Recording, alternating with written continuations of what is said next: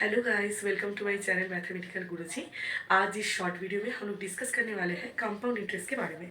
Already एक simple interest के बारे में मैं इलेबोरेटली डिस्कशन कर चुकी हूँ, प्रीवियस शॉर्ट में है, जाइए देखिए। कंपाउंड इंटरेस्ट और सिंपल इंटरेस्ट दोनों ही बहुत ज़्यादा इंपॉर्टेंट है हम लोग के सम्स के लिए, हम लोग के सिलेबस में दोनों ही है। क्लास 8 क्लास 7 के सिलेबस में, क्लास 8 के सिलेबस में, 8 9 के सिलेबस में रहता है ICSE बोर्ड में, और बाकी सारे बोर्ड्स में भी ये कंपाउंड इंटरेस्ट रहता है। कंपाउंड इंटरेस्ट एक है हम लोगों का सिंपल इंटरेस्ट, या कोई भी कंपेटिटिव एग्जाम देने जाएंगे तब ही ये कंपाउंड इंटरेस्ट और सिंपल इंटरेस्ट हम लोगों के काम में आएगा। तो कंपाउंड इंटरेस्ट का और सिंपल इंटरेस्ट का ऑलरेडी मैं डिस्कस कर चुकी हूँ अच्छे से। आज कंपाउंड इंटरेस्ट के बारे में थोड़ा सा डिस्कशन करेंगे, लेकिन ये एक शॉर्ट वीडियो के इनफ नहीं है, इसके लिए मैं इसका दो पार्ट डालूंगी।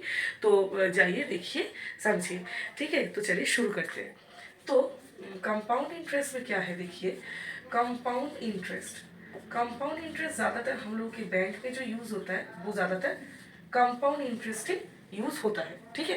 बैंक में जो इंटरेस्ट हम लोगों को मिलता है, हम लोग बोलते हैं कि बैंक में कुछ पैसे रखने से हमें कुछ एक्स्ट्रा पैसे मिलेंगे, वो है हम लोग का इंटरेस्ट। तो उसको हम लोग कंपाउंड इंटरेस्ट से हम लोगों का हिसाब होता है। तो पहले मैं कंपाउंड इंटरेस्ट का एक्सप्रेशन लिखूंगी, ठीक है। तो उसके बाद मैं इलाबोरेट डिस्कशन करूंगी कौन सा क्या है।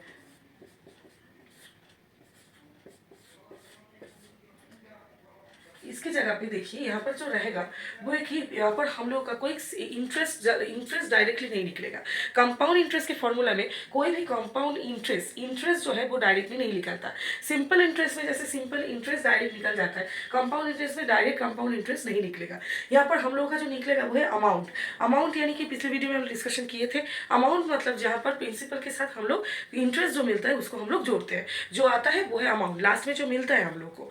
तो यहाँ पर ये मतलब हो गया हम लोग का अमाउंट, जो हर एक वक्त हम लोग का यूनिट रहेगा जिसका रुपीस में।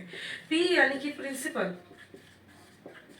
प्रिंसिपल जो कि वो भी रहेगा हम लोग के रुपीस में। प्रिंसिपल का दूसरा और एक नाम भी है, वो है सम, यानी कि जिस पैसे को हम लोग उधार ले रहे हैं या जिस पैसे को हम लोग कहीं पर जमा रख रहे हैं, वो है हम लोग का प्रिंसिपल। आर क्या है, जिस रेट से हम लोग को दिया जा रहा है इंटरेस्ट, वो है आर, रेट ऑफ इंटरेस्ट, यानी कि वो परसेंटेज पे आएगा। ये पर एनम है, मतलब कि एनुअली ये वाला रेट ऑफ इंटरेस्ट है। और उसके बाद क्या है, यहाँ पर एन है। एन यानी कि हो जाएगा हम लोगों का टाइम। ये बहुत ज़्यादा इंपॉर्टेंट है। टाइम हम लोगों को पता है कौन से ये में लेंगे हम लोग टाइम, यानी कि हम लोग ईयर्स में लेंगे टाइम को, ठीक है। तो ये है हम लोग का complete formula of compound interest. Compound interest में मैं फिर से बोल रही हूँ, हम लोग का डायरेक्टली अमाउंट निकलता है। हम लोग का यहाँ पर क्या होता है, हम लोग का यहाँ पर CI डायरेक्ट नहीं निकलता। CI यानी कि कंपाउंड इंटरेस्ट,